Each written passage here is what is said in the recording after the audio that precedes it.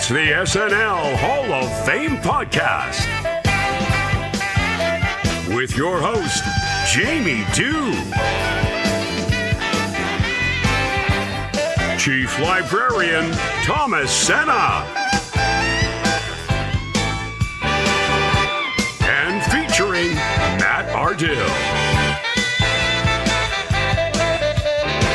And now, curator of the hall, Jamie Dew. Thank you so much. I say as if there are people clapping, but there are not. I mean, maybe you're clapping at home. I don't know. I can't see you. Send me an email, jamie@snlhof.com. Put thunderous applause in the subject. So before we go into anything, I'm going to ask you to please wipe your feet. The custodians are off this week, so we need to keep this place spick and span. The SNL Hall of Fame podcast is a weekly affair. Each week we take a deep dive into the career of a former cast member, host, musical guest, or writer, and add them to the ballot for your consideration. Once the nominees have been announced, we turn to you, the listener, to vote for the most deserving and help determine who will be enshrined for perpetuity in the hall. This is really exciting stuff because tomorrow, that's right, tomorrow, the voting begins. Are you registered? I know I've been hammering this home a lot, but if you're not registered, you can't vote. And voting is the exciting part of this. That's how we determine who makes it into the hall. There are 31 nominees.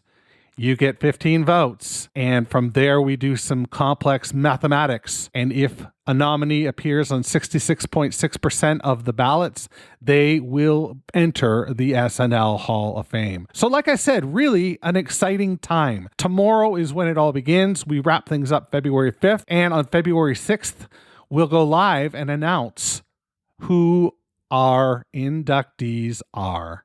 This is an exciting time. Speaking of excitement, this week we are introducing our listeners to the great Greg Croak, who will be conversing with Thomas about Mike Myers. Mike frickin' Myers. This is a guy who was a repertory player and took the world by storm with some of the memorable and iconic sketch characters to ever really come out of SNL. I'm really looking forward to Greg and Thomas's conversation because my mind isn't 100% made up yet. I know he belongs in the hall, but does he go in on his first ballot? That's a really interesting question for me. Is that something that you think about? Do you think about where and when somebody should go into the hall? Before we go any further, why don't we check in with our friend Matt in his Minutia Minute. Hey, Jamie, how you doing? I'm great. How about you? I can't complain. We're going to be chatting about one of my all-time favorites here today, so I'm very excited about this. Mike Myers. Yeah, Canadian boy. He's very proud of that fact. Mike Myers, 5'8", born May 25th, 1963. His first episode was January 21st, 1989. That is with the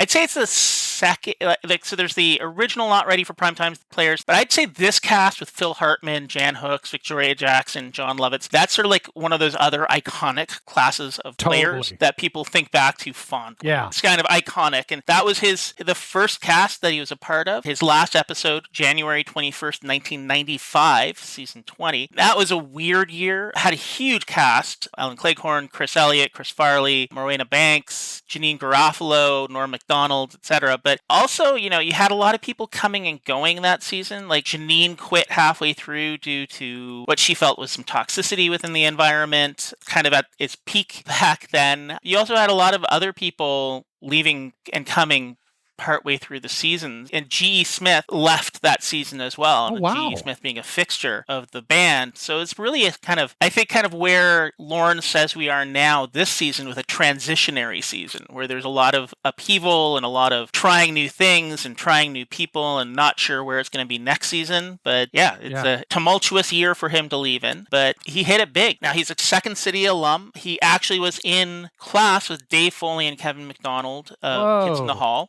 and almost joined the troupe. They were considering him, but they went a different direction, brought in Scott instead, and the rest is history. He has two brothers. One is a music journalist and a writer who wrote the biography of the Kids in the Hall troupe, because he and Mike We're very good friends. His other is Peter, who worked at Sears with my wife. So yes, they both worked in corporate. So a little bit of a personal connection there. I've never met Mr. Myers because I think my head would explode, if not my heart. One of the two would explode. It's just which would explode first. Now, his earliest appearance was as Ari in an episode of Scout's Honor on the King of Kensington. Yeah, so he got a lot of Canadian heritage in his back catalog. In fact, he was also on The Littlest Hobo. I was gonna say, yes, I've seen him on that episode. Yeah, sassy frisbee playing teenager in the episode Boy on Wheels. Yeah, now he did spend a big part of his early years doing comedy in the UK, where he performed in the Edinburgh Fringe, and it kind of feels like that and his English father really informed a lot of his humor. He leans into the silly in a way that we see in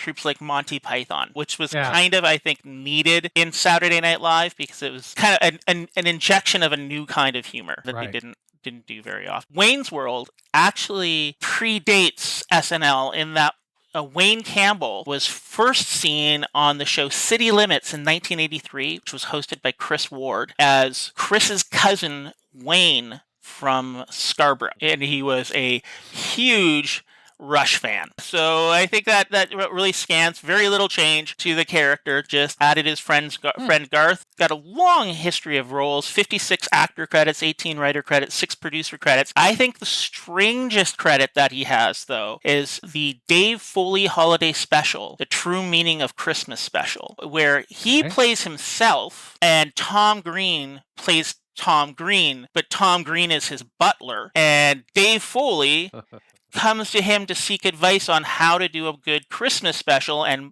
Mike Myers is just in a bath full of money, which Dave politely tops up with Wayne's World money. So he had an option, Wayne's World money or Austin Powers money. He went with some good old-fashioned Wayne's World money. So Canadian boy, very proud. And again, if I ever have a chance to meet him, I would probably die. I have a friend who saw him in the park feeding squirrels a few years ago, so you never know. You never know.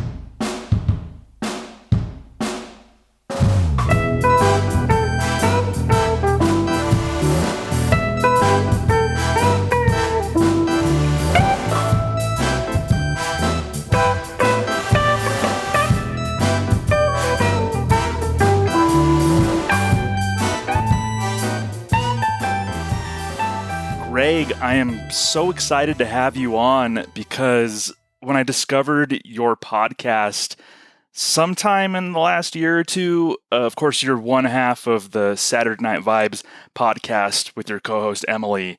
And when I first saw your podcast or heard your podcast, I started looking at you and Emily as kind of my SNL spiritual cousins in a big way because of just the positivity, the good vibes with your show. And I always try to watch SNL as an optimist. I'm kind of a critic, but I think I'm fair, and I focus more on the stuff that I like, and I get that sense from you and Emily as well. Totally. Yes, it's been awesome to connect with you, Thomas, over the past year plus, however long it's been in the pandemic times. But yeah, I feel like not that SNL is always firing at all cylinders, but I feel like there's enough coverage of the things that they don't get right that. Yeah, Emily and I have always bonded over the joy that the show brings us. So we decided to try to balance the scales a little bit by just going over the top with the positivity. Yeah, definitely. And we're going to inject some positivity today into our conversation because we're here to celebrate a great cast member who means a lot to me, who was in my time of SNL when I discovered the show. Yep. And that's Mike Myers. So I want to ask you, how did you become acquainted with Mike Myers on SNL? Yeah, so I was thinking a little bit about this as we were leading up to this. So I was born in 1986 to position people a little bit. So not really sort of the target audience when he was live and crushing, but I kind of came to SNL with the Comedy Central reruns, in maybe the mid to late 90s ish. And, they were showing a lot of this era to the point where I I couldn't really pick apart the different eras because I wasn't really old enough to be watching it live and didn't really have a sense of all that. But this was sort of, in a lot of ways, one of the casts that I kind of came up with when I really started to fall in love with the show. And it's so interesting to look back on this era now. As we said at the top, we're very focused on trying to appreciate the current cast in their time, because everyone in every cast in the history of the show, people have not appreciated for one reason or another, and then they go on to, make these all-time great movies and do other great things, and we look back and say, oh, of course, Mike Myers was so excellent. What a shoo-in.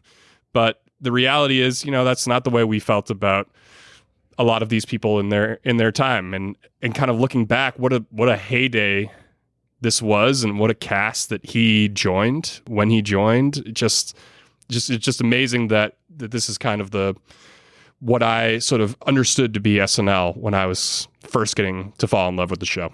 Yeah, it was quite the golden era, and I think that's a really good point. I've always said that 15 years from now, people are going to look back at the current cast and long for the days. That's just the cycle of SNL. They're going to romanticize this era of SNL, as they should. There's a lot of good things, and as we should romanticize Mike Myers' era in the late 80s and early 90s, because that was a true golden era. And I'll position myself too. I was born in 1981, so I was probably 11. I was a weird kid that would binge SNL when I was 11 years old. super into the show from when I was a tiny kid. And luckily, what I've learned in sort of the SNL podcasting space is that we were all kind of weird 11-year-olds. So yes. Luckily, this is the home for that. Yes, all the weirdos, we've all found each other and bonded, so Right. This is awesome. So, but I did catch up on a lot of this era too. Like you said, on Comedy Central, they would show the truncated versions of Saturday Night Live, and Mike Myers, man, he definitely stood out. So give me maybe the first Mike Myers character or sketch that stands out to you. I mean, I think when I first think of him, and I should also say too that the other sort of reason why I really came to love Mike Myers later in my life is that my college roommate had the Best of Mike Myers DVD, and it's just sort of, of the 11 DVDs we had in college, it's just gonna, by percentages, gonna get watched about 1,000 times. So I really internalized a lot of those sketches. So I think of things like Japanese Game Show, and I think about theater stories and some of those ones. But I think really, without trying to make myself be the alt cool deep cut guy, it's really Wayne's World and Sprockets and really finding some of these just absolute unassailable hits that he in some cases came to the show with. These are like rock concerts. I mean, that's like the AC/DC of SNL, or I'm trying to think of like, what's the biggest? It's like the Stairway to Heaven of SNL. Just kind of like an unassailable all-time concept. It's just perfect in just about every way. Yeah, and Mike Myers was one of those cast members that seemed truly fully formed when he started on the show. He started in season 14. I don't think he started right at the beginning of the season. I think he sort of joined mid-season, but he had done, he was part of the whole, I believe, Second City comedy scene and everything, and he had a lot of these characters fully formed or mostly formed and baked before he got on the show. And you had mentioned one of the biggies that he debuted in that first season was Wayne's World. So, of course, Wayne's World, huge hit, spawned 2 movies that I still love to this day. I don't think I've watched them in a few years. I don't know how they hold up necessarily, but they hold up well in my mind. So, so as it comes to Wayne's World, and as you mentioned, entering in season 14, so he had moved back to Toronto to be closer to his father, who had, I believe, Alzheimer's.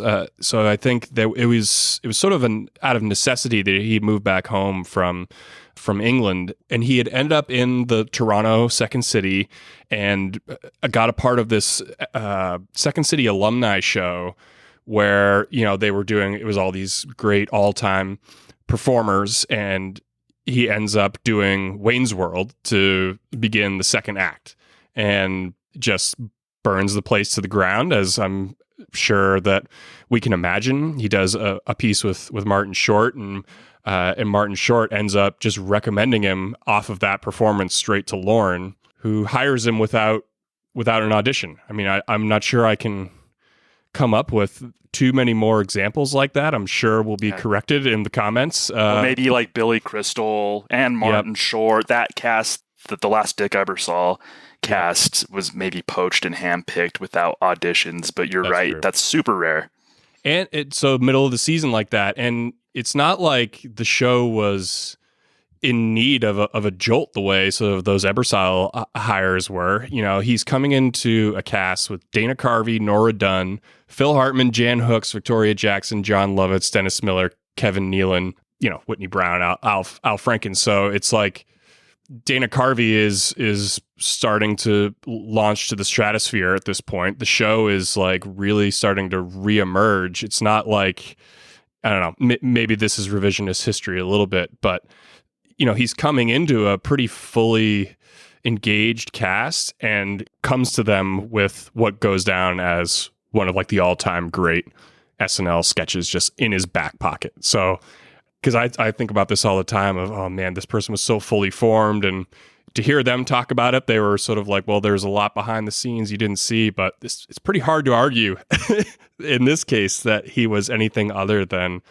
headed for the stratosphere. And after that half a season, he joined in, I want to say January or so. He immediately sort of went on tour with Dana Carvey and I think a couple other people, and was immediately the start of that show. To hear them talk about it, that he had these characters that were so explosive. So it just immediately, as someone that kind of ended up in Toronto by circumstances out of his control, ends up in this thing, gets thrown into the show, and all of a sudden he's gone. It's just, there's only a handful of cast members, I think, that you can follow that trajectory. Yeah, no kidding. What a whirlwind that must have been for Mike Myers. And when he did Wayne Campbell and Wayne's World before SNL, I believe it was just him solo on stage doing these sketches. And they decided he needed a sidekick. So that's kind of, the show paired him and Dana, and they just had such great chemistry right away. They played off each other so well, and both of them were just such big performers. And maybe Mike was used to, and we'll see this as a trend, I think, throughout his tenure. I think he's most comfortable, oddly, in character, but being featured in a weird way. Like, I think he's most comfortable being the center of attention, but not necessarily as himself in a lot of ways. Yeah. And so I think that was the case with Wayne Campbell, and he sort of had to learn to work with Dana Carvey and work well with him. He did. I'm sure you enjoyed that partnership. What'd you make of it? Absolutely. I mean, it's amazing that in hindsight, I guess now we can say that they were so like destined for each other. But yeah, to hear them talk about it, it was sort of like, Mike Myers thinks that they've got this pretty good vehicle, and Dana Carvey's already kind of established himself as the new star on the show, so it made some sense to put them together. But even to hear him talk, I heard him on the Conan O'Brien podcast talking about how when they did the Aerosmith Wayne's World, that's a 9+ minute cold open, I think, and that's long. And he talked about afterwards, crying in a dressing room because he thought he'd blown it, but I'm pretty sure that's what leads off his best of video now, and what an epic 9 minutes that is, where it has Tom Hanks coming out and being the roadie for Aerosmith. They're cutting to his breakfast nook. He writes that amazing monologue for the bass player and Aerosmith. There's no blueprint for the proletariat, or whatever he's saying. Okay, we had a lot of people, right? We told them that you guys were going to be on the show, right? But they had a lot of questions, right? So here are the top 3 questions they had for Aerosmith, okay? Question number 1. Is it true you guys don't do drugs or alcohol anymore? Yeah, that's right. No drugs, no alcohol. Feels great. No way. Way. No way. Way. Okay. Okay. Garth, go ahead, next question. Okay, next question is for Steven. Okay, are those really your lips, or are they lip implants like Barbara Hershey had in the movie Beaches? They mine, man. Bitchin' lips! Oh, Lipmeister. Okay, with the recent developments in Eastern Europe, do you think that communism is on the decline, or is this just a temporary setback? Wow, man, that's a hard question. But I would have to respond with a qualified yes. Although it seems that socialism is in repose until you remove the Stalinist-era party apparatchiks, there will be no real change in the Soviet Union. No, I disagree, man. There's never been a blueprint for the dictatorship of the proletariat, so there's bound to be mistakes. Again, it's hindsight, and this is part of why we need to appreciate these things when they happen, right? I mean, I can't imagine what it would have felt like to be in the room, to be in 8H when that was going on, or to see that at home for the first time. We could look back on it now as, of course, what an epic sketch that was. And as the elder statesman in this discussion, yeah, I can tell you without a doubt that at the time, Wayne's World was a huge hit. I remember going to see Wayne's World in the theater. My sister took me and I think one of my cousins to go see Wayne's World in the theater, and we were so excited. Like I said, we were little SNL nerds, so excited to see Wayne's World. So many good memories. You had mentioned one of my favorites, that Aerosmith appearance, and that was the thing about that sketch is a lot of stars wanted to be a part of this Wayne's World phenomenon on SNL. I'm thinking of Madonna.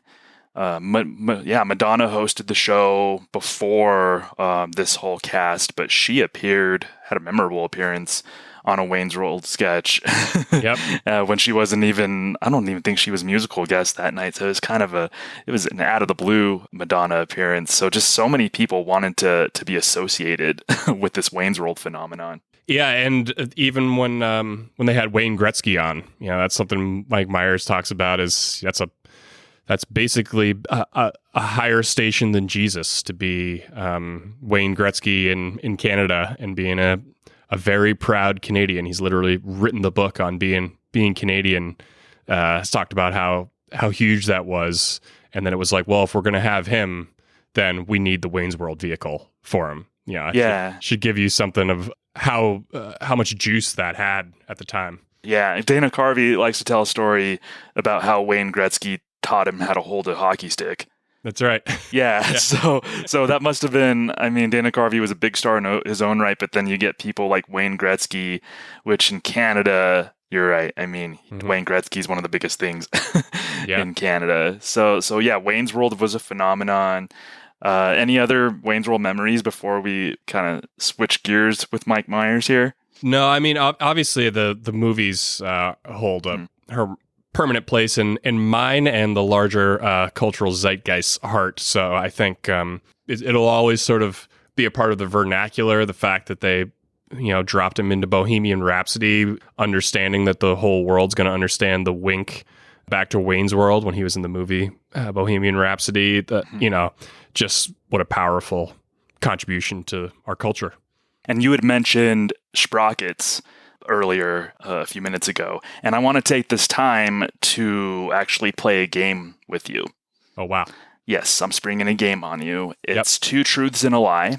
Yep. So you're not going to ask me to do anything weird, are you? No, like that time I played this when I was 11?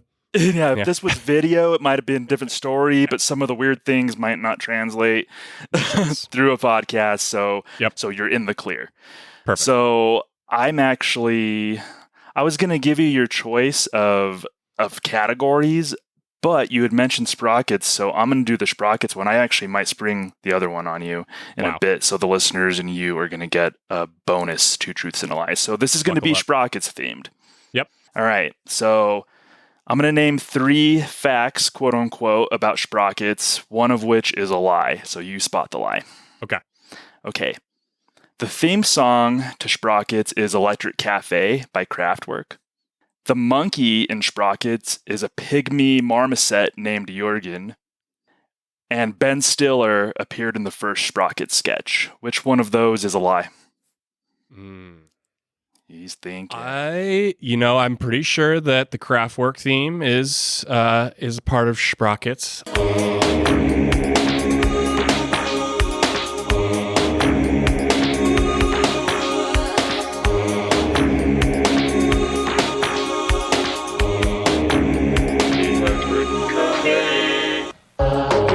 Sprockets. West German Television presents Sprockets. Meet your host, Dieter. I also think, wasn't Ben Stiller like a pseudo cast member around this time? I feel like they may have had them. And I also feel like I was watching Sprockets earlier today, and I don't think the monkey is named Jurgen. I don't know the actual phylum, genus, species, as you named it there, but that's what I'm gonna go for. Is the lie is the second one. Okay, so the theme song to Sprockets is a slowed down version of Electric Cafe by Kraftwerk. Ben Stiller was a cast member around that time, and he did appear on Sprockets as Eddie Munster. So the monkey in Sprockets, I have no idea if it was a pygmy marmoset. I actually Googled monkey types. So it's not, the monkey in Sprockets was actually named Klaus. Klaus, that's right. Who may or may not have been a pygmy marmoset. So you got that right. And nice one. Your Sprockets bona fides are intact. So, love that. So great job. So I'm going to let you run with this. I'll say up top that I, as a weird little kid, used to wear a tight black turtleneck and do Dieter impressions. So that's where I stand on Sprockets. Exactly. Why not? So what do you have to say about Sprockets? I was thinking about this today as I was like rewatching some of these, is that I find these so much funnier now than I did, in the time when I was watching the reruns in that age group.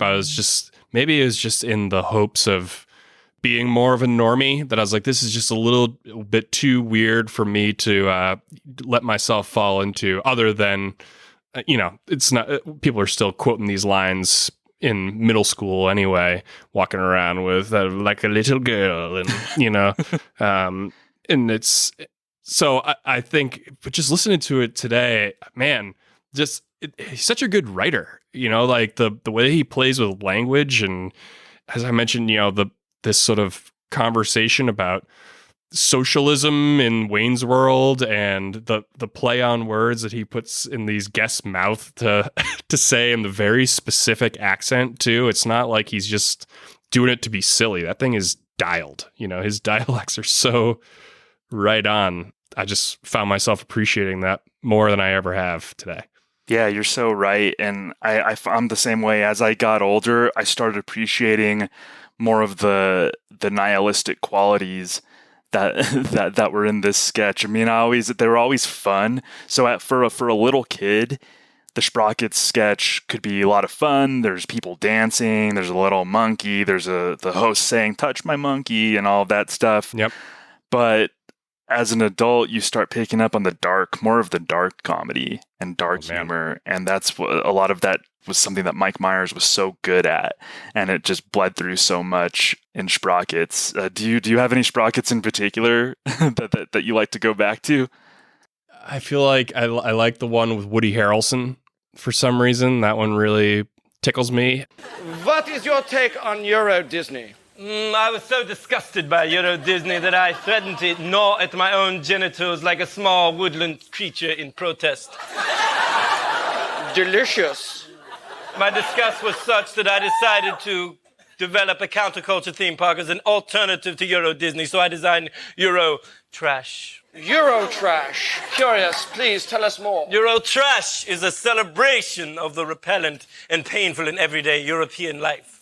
For example, Euro Disney has Fantasyland. Euro Trash has Ennui Village. Speaking of which, would you like to touch my monkey? Touch him! Love him! Lieber mein Schminky! It is safe, Klaus. Please touch Klaus. Klaus. Oh. It took a while, but he is smitten with you, I can tell.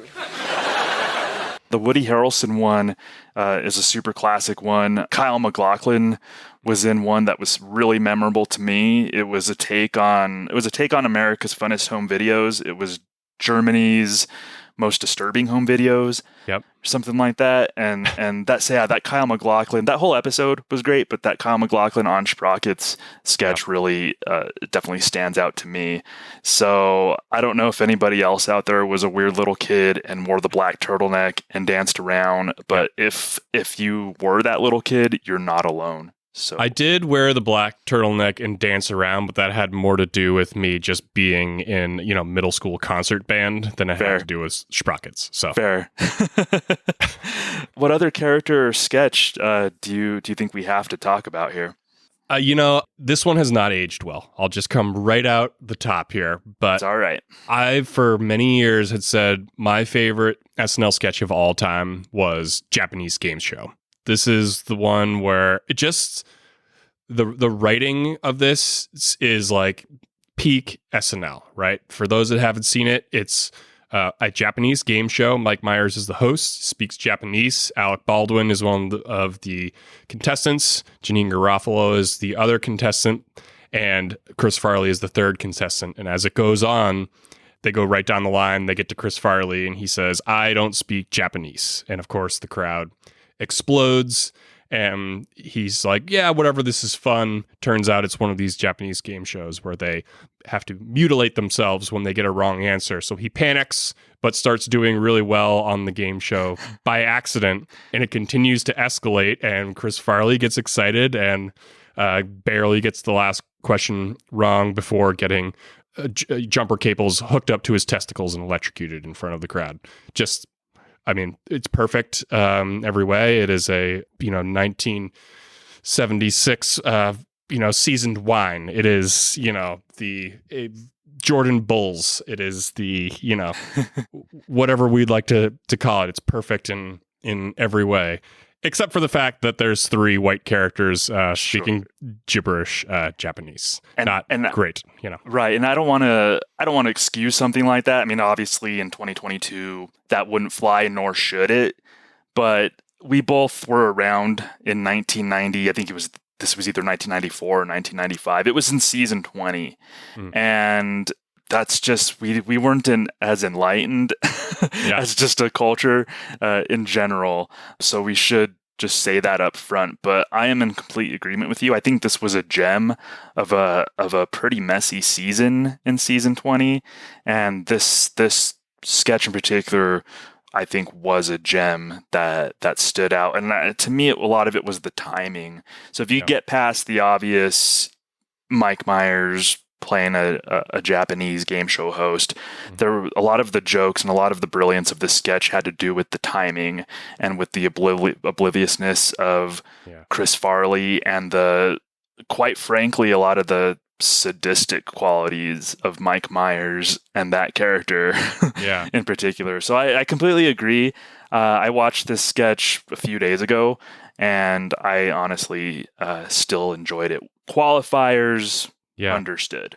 It's certainly the general conceit of like a Midwestern American accidentally ending up on a foreign language game show and accidentally doing really well is hysterical. It's, probably better adapted for our time as like maybe he goes to Sweden or something and he gets Midsommar torture applied to him instead of, a lot of the issues we would have with white people putting on a Japanese accent. But man, up until I had that realization of its poorly aged quality, this has always been one of my favorites. Another one that's on that best of that I go back to a lot is theater stories. Obviously as the son of 2 Liverpool-born parents and he spent a lot of time in England, Mike Myers has some of the most definitive North American actor doing English accent credibility maybe of anyone ever, and just deeply understands the things that we find funny about them. Right. The seriousness with which he takes this interview with a number of characters doing equally wacky things makes this even funnier.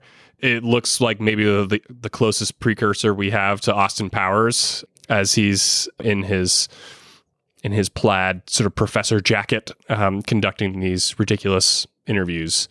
So theater stories always jumps out to me, as well as just kind of an indication of what was to come from him for a lot of the rest of his career. Yeah, I was thinking about that Austin Powers connection, and that's one of at least a couple of examples of him almost workshopping a future movie character on the show. One of the first characters that he did on the show was Stuart Rankin. Oh, come on, you know who Prime Minister Dundas is. Well, isn't that typical, huh? The typical American attitude. Oh, we're America, we're the center of the universe. We don't have to know who Prime Minister Dundas is. Look at the Super Bowl. The 49ers call themselves the world champions. Well, they no played Scotland. Well, until they actually play the Aberdeen Razorbacks, we won't know for sure.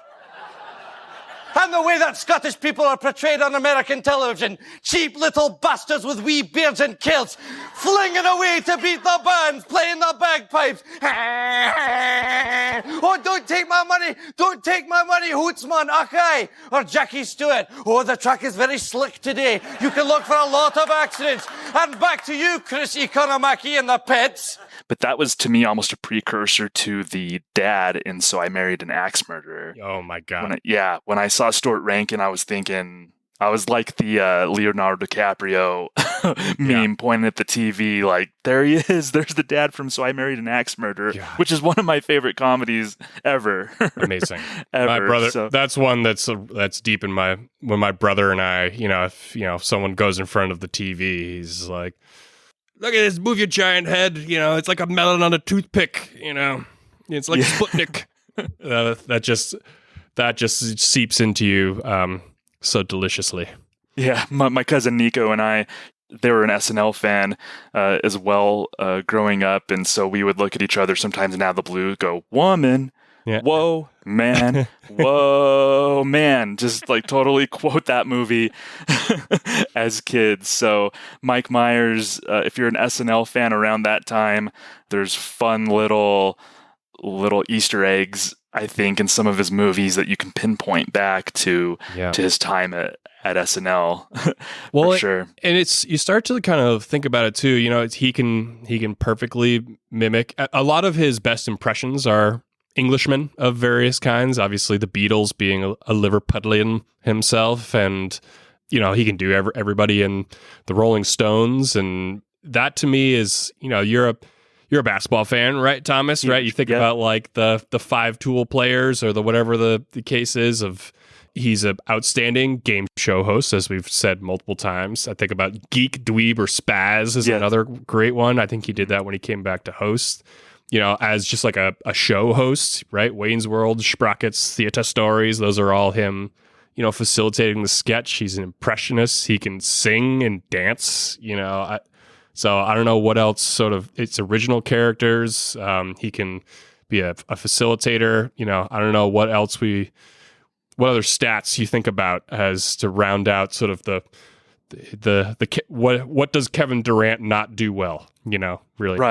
Right. And I was actually thinking about stats in relation to Mike Myers, and I think that he had a high batting average. We'll go to baseball. We're going to mix our sports references, and I think Mike had... Emily would be asleep. She would just be lost. I'm sorry. Yes. Yeah. All right.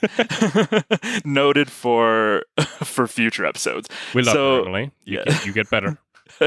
So I think Mike Myers had a really high batting average as a cast member as far as memorable sketches and characters related to what he was in, because he occasionally played supporting roles, but he really stood out as the star of sketches, and when he was the star of sketches, he hit on most of them. So I think it seemed like, relative to what he was in and what he started and what became a hit, Mike Myers had a super high batting average or field goal percentage, if you want to go back to basketball.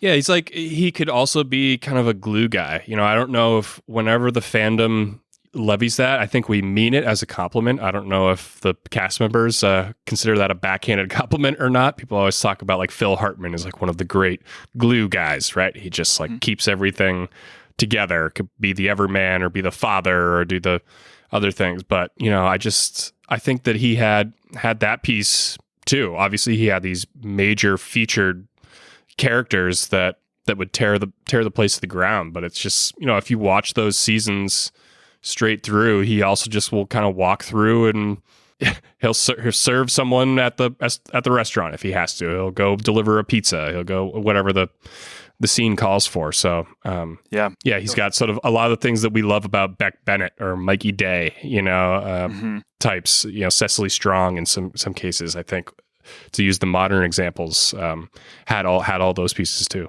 Yeah, exactly. He'll play a TV executive in the Nude talk show, which was one that I'm doing research for a lot of different episodes. So I watched the Nude talk show recently. It was an early '90s sketch starring Alec Baldwin and John Lovitz and Nora Dunn. And Mike Myers was a TV executive playing total straight man in the sketch, but he served it really well. So that's even something that I often forget about Mike Myers because his characters were so huge. Totally. I mean, it's certainly not what you think of, and I don't think any of those characters, performers we just mentioned, sort of say like, "Oh, don't you think that I'm as the judge in the Chippendales sketch, I really carry that?" But I think they do take pride in being able to serve each other, right? I mean, you have to be a team player on that show, or else you're gone quickly. And you had mentioned that he had spent a lot of time. He took inspiration from, like, some part of his family was from England, from the UK, so he took a lot of inspiration from that. He also took inspiration from a member of his family for one of his huge sketches, and I'm going to use that as a segue to throw another 2 truths and a lie at you. Here we come. Okay, here we go. All right, so the topic is coffee talk. Oh, wow. Yep. All right, can you do your best coffee talk in your Linda Richmond accent for me? Oh, Barbara. that was great. That's better than what Talk amongst yourselves. Exactly. Yeah. And so Rhode Island, sketch, neither a road nor an island. Talk amongst yourselves. Are you clairvoyant? Because for 2 truths and a lie, there were topics that Linda Richmond threw out when she asked the audience to talk amongst themselves because she was too verklempt. Yeah. So I'm going to name 3 of the topics that she threw out, one of which is a lie.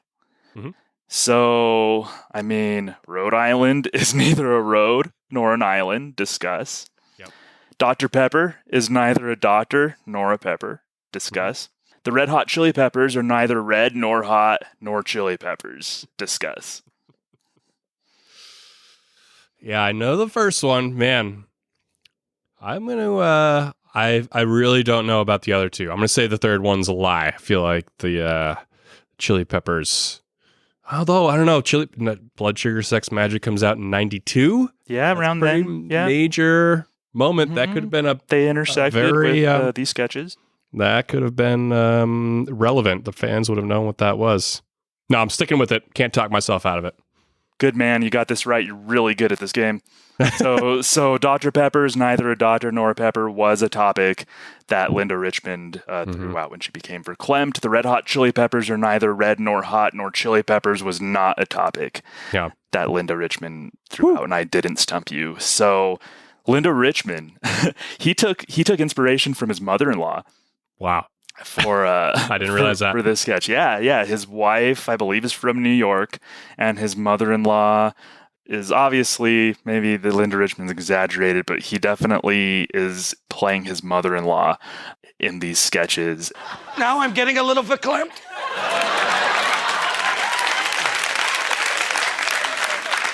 Talk amongst yourselves. I'll give you a topic. The radical reconstruction of the South after the Civil War was neither radical nor a reconstruction. Discuss. There, I feel better.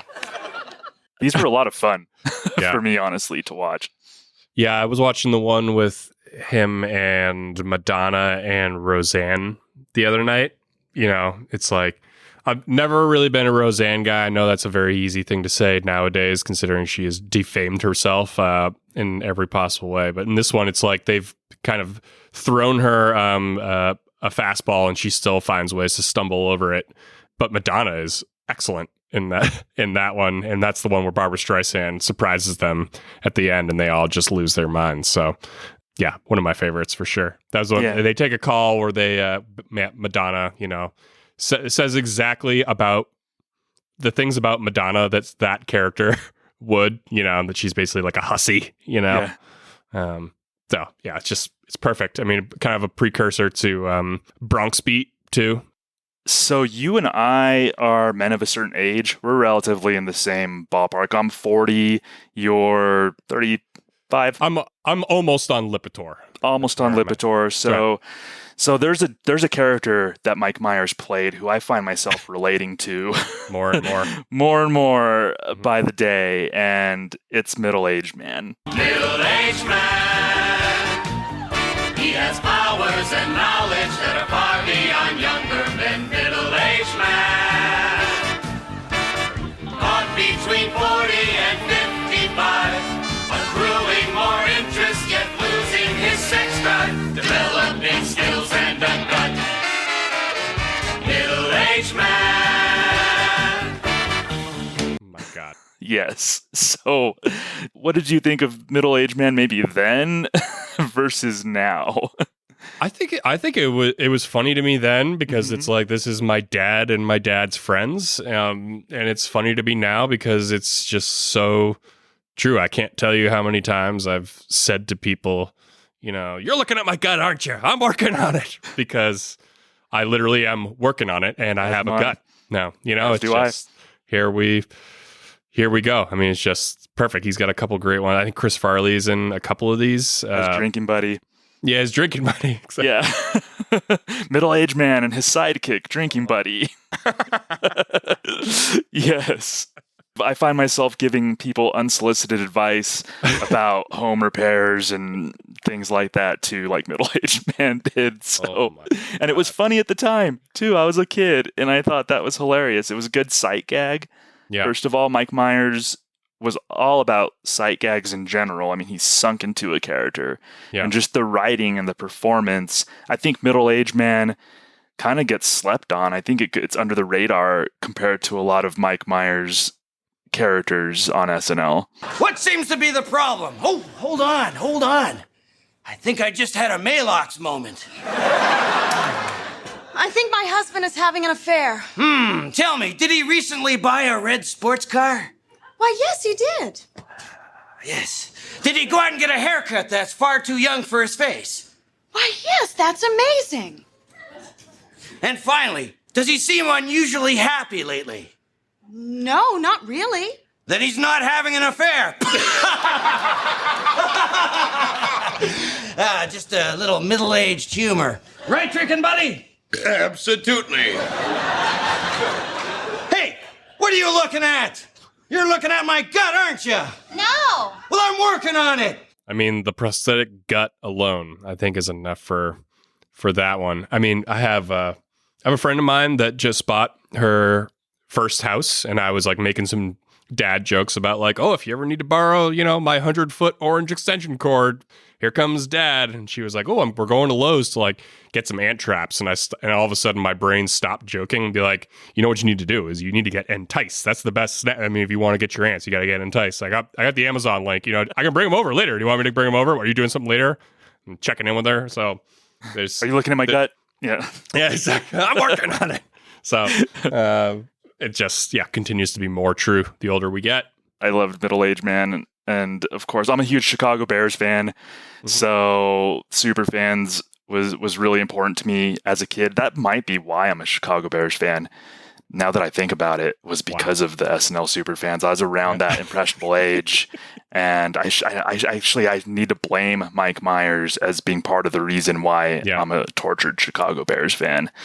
Yeah. We had, at one point when I was a kid, got the Chris Farley best of, is the way I think a lot of people did. We were just, at one point, my father said, we're going to rent something else from the video store because we were wearing it out. And that was one of the ones that my friends and I were doing all the time, with him pounding his chest because that would, how many heart attacks is that for you? It'll be a baker's dozen.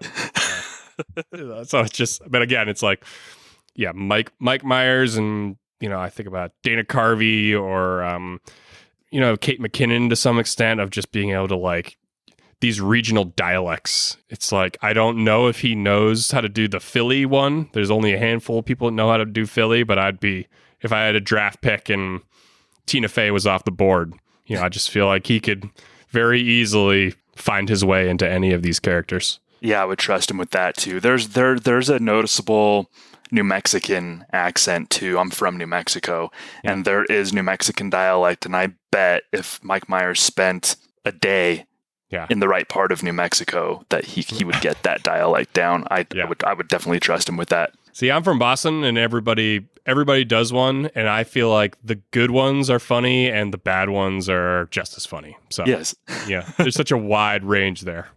Yeah, exactly. Are there any other characters or sketches that we need to hit on before we head on out of here? Yeah, the last one I think about all the time is Philip the Hyper Hypo. Maybe another one that hasn't aged as well. This would be a great one if we had Emily here, who also loves just the weird things that little kids do. But as a father of a little kid, just like the way they were able to capture the nonsense that children will say confidently and make it into something that can still move a sketch forward. I mean, it's the other thing. It's like, I'll give you 100 ridiculous thing that my son has said, but it would stall in a sketch. It would just continue to be, this is not going anywhere because this child is spouting nonsense, but they're just find ways to be like, all of a sudden they're in the middle of the conversation and he tells Nicole Kidman, I love you, for no reason. And then they move on. And then she starts talking like a robot. And then it just, there's something about too, as we're talking about his cadence, and maybe this is the Canadian in him, but it's just sort of like, he has things in there. It just says things a little differently than anyone else would if they was on the page of like, how come you don't have to wear a helmet? Yeah. You know? Yeah, I hear that Canadian come out in him, and he draws out his words like a little kid would. One time, my mom's car ran out of gas, so she gave me a Snickers bar and a can of Coke. I towed the car home. 7 miles. When we got home, I was tired. We just moved here from Australia. It's nice here in America. See that? This is where milk comes for the babies. Oh. This is where milk comes for the babies. Right there and there. Yeah, that Nicole Kidman one especially is one that I've always gone to since around that time. And Philip the Hyper Hypo, he's hyper hypo because he's hyperactive and hypoglycemic. So he makes sure to tell her this, and then he overshares about his parents, and he tells Nicole Kidman that wow, it seems like you really get a lot of positive support or whatever. It sounds like you're surrounded by a lot of positive support. Yeah. My mom thinks that harness is cruel. My mom thinks it's very necessary. Yeah. Yeah, Philip the Hyper Hypo is definitely one that I noted too when I was doing this research. So if you, the listener, have any other Mike Myers favorites or sketches that we didn't get to, please let us know. You can follow us on Twitter at SNL Hall of Fame and just kind of let us know what we missed, because I'm sure we did. Not possible. Every bit of it. Yeah. So feedback's not welcome. No, not only positive feedback. I'm sorry. I get out of my own little positive bubble and I start yelling. In Greg's and Emily's honor, please give us positive feedback, because we're all about the vibes here. So after SNL, of course, I mean, we talked about Austin Powers, Shrek. I mean, those two alone sort of gave Mike enough money and cushion in his career to be able to do whatever he kind of wanted after SNL. I want to talk about a couple things. The Pentaveret, which is a kind of a take on, it comes directly from So I Married an Axe Murderer. Mm-hmm. So it's a Netflix show, and it's just Mike sinking himself into these characters and prosthetics where he seems most comfortable. And then the Gong Show, he did again prosthetics, and it was very weird as well. But I mean, bizarre turn that was. Yeah, but it's Mike just kind of doing what he loves, which is just sinking himself into characters and being the star of the show, but not as Mike Myers necessarily. So I think all in all, I liked his post SNL career. I don't know about you, but I did. Yeah, I think Austin Powers, was much more, that was coming out in when I was the exact right age for it. I have a distinct memory of being like, one of the things that we finally were able to, the things, the new movies that were coming out that my father loved, that I loved, was finally meeting in that one with like the Dumb and Dumber era and Austin Powers in particular. I remember specifically showing up to both The Spy Who Shagged Me and Goldmember, and them both being sold out, because this is back in the days where you couldn't reserve your seats, and we just they were just huge. I mean, it's hard to describe how huge they are in a world where the box office is slowly dying around us. But I mean, these are all these movies. I mean, you talk about Wayne's World. It was Shrek. That was another one we saw with the whole family. That was sort of like another one of those just like really nice sort of meeting points that. And as I said, So I Married an Axe Murderer was one that I share with my brother too. So very central to our family, the way a lot of these all-time cast members tend to find ways to just work their way into your heart and mind, and very grateful for Mike Myers' contribution to the zeitgeist. Yeah, 2 super successful franchises for Mike Myers. So good for you. He's got a money machine. He's got one of those things that, like, we always think like Paul McCartney's got one of these too, or he's just like, you know what? Why don't we go ahead and remaster Rubber Soul again? All right, everyone, get your baskets out. We're going to turn the machine on for 2 years, while we get the run out of this. I think they do that with like, all right, we're going to do another Shrek video game, or we're going to do Happily Ever After. Everyone get your baskets out. We're going to turn the machine on. So he's got one of those, and it's well earned, definitely for Mike Myers. So we're gonna put a little bow on this, and I want you to give me your final case for Mike Myers as an SNL Hall of Famer. It's what we said before, that he's a perfect cast member. To me, it's sort of like when we're evaluating baseball players for the Baseball Hall of Fame, one of the things they have to satisfy is, did they dominate their era? And he was on a cast with Dana Carvey, who, by demographic is someone that they could have been very competitive for screen time and for overall quality.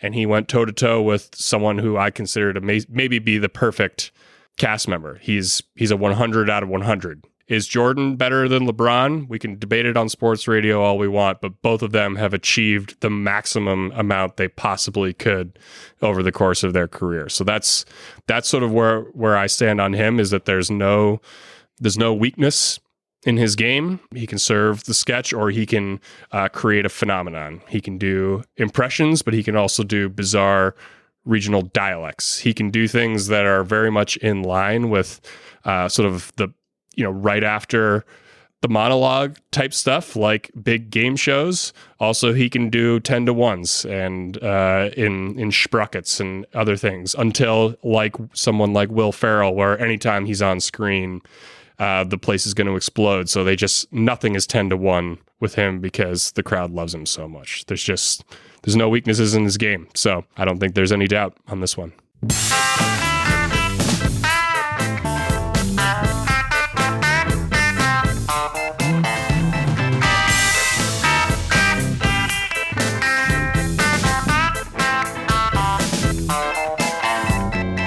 Okay, that was Greg Croak and Thomas Senna in discussion talking about Mike Myers. And I got to say, if I wasn't certain before, there was a certain comment that Greg made toward the end that really sort of sealed the deal for me, and it was the idea of dominating your era. This is a guy that was dropped in as a rookie with a tour de force in Dana Carvey, and they went toe to toe. They went toe to toe. He was a star.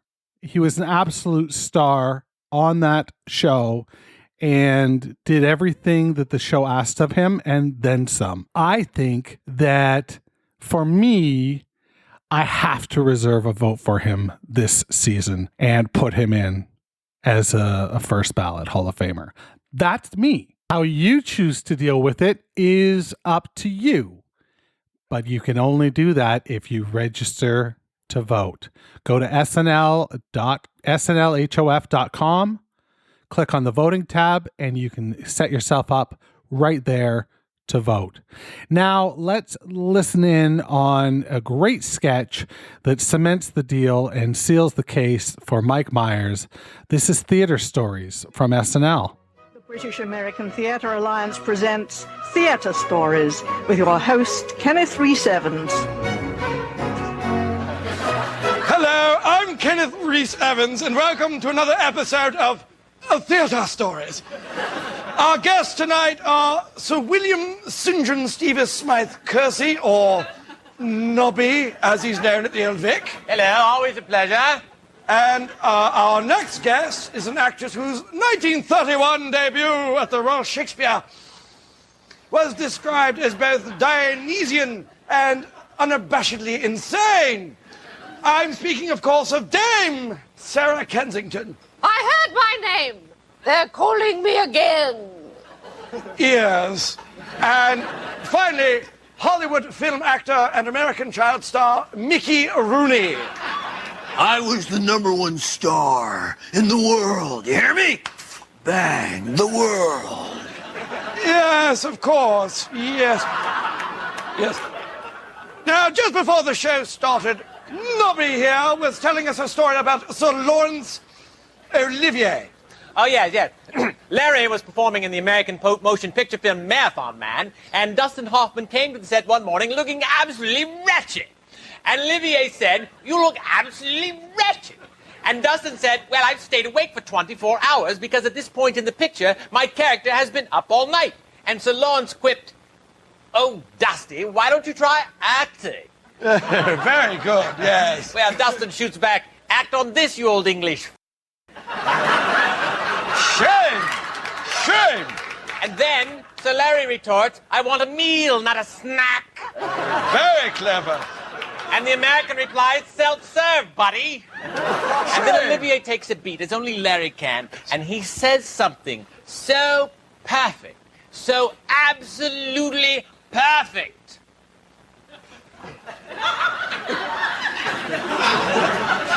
Incidentally, for your edification, I tried to sell a script to Mr. Dustin Hoffman, and he never called me back. And I've been in the business 68 years. You hear me? I was the #1 star in the world. Bang! The world. I made $200,000 in 1937, and by 1945 I was broke. And I went to my accountant, and I said, "I'm broke." And he said, "Mickey, you can't be broke.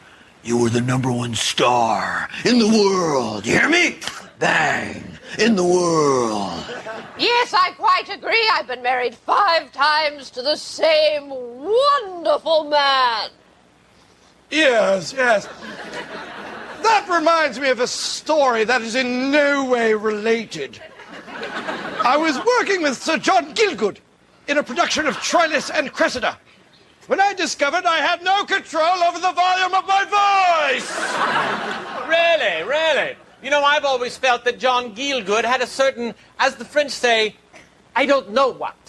I was playing Lady Macbeth to John Gielgud's Othello in a production of The Tempest.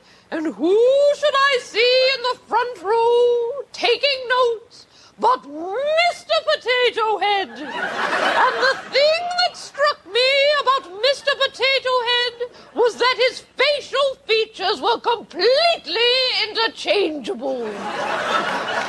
Yes, of course. No word of a lie. Mr. Potato Head. Tell me, Mr. Rooney, who was your favorite leading lady? Look, I'm 4'8". I was never going to romance Miss Kim Novak, but I had the pleasure of performing with the lovely Miss Judy Garland. So I'm not bitter. You see, that's how it works. I'm not a freak. I was the #1 star in the world. You hear me? Bang! The world. In 1965, I called Warner Brothers and I said, "This is Mickey Rooney. I need a job." And the bastard hung up on me. What a fascinating story, you ghastly American. Bang. I'm just glad I like women. What are you getting at? Yes.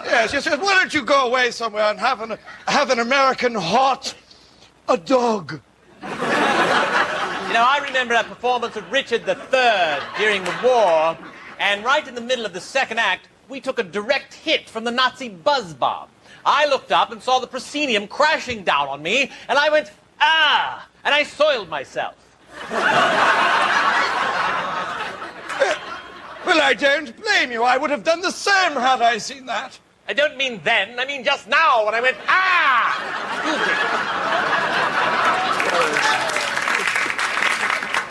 Yes, of course. That was fascinating, but the rest of the story will have to wait because that's all the time we have! So we'll see you next week at Theater Stories! That was great. That was Theater Stories featuring Mike Myers, the nominee this week in the cast member category. A solid pick. I want to thank Greg Croak. I want to thank Thomas Senna. I want to thank Matthew Ardill. This has been another great week. Tomorrow, it all gets real, though. Voting opens. Hope you're ready. Now, that's what I've got for you. So do me a favor. On your way past the Weekend Update exhibit, turn out the lights because the SNL Hall of Fame is now closed. Thanks for listening to the SNL Hall of Fame podcast. Make sure to rate, review, share, and subscribe to the show wherever you get your podcasts. Follow us on social media at SNLHOF. This is Doug Denant saying, see you next week.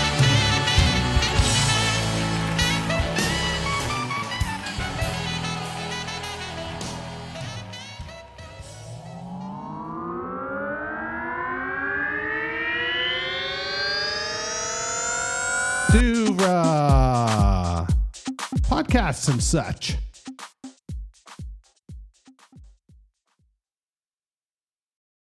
Need parts now? O'ReillyAuto.com offers in-store pickup, same-day home delivery, or next-day home shipping. Get more parts your way at O'Reilly Auto Parts. O'Reilly Auto Parts.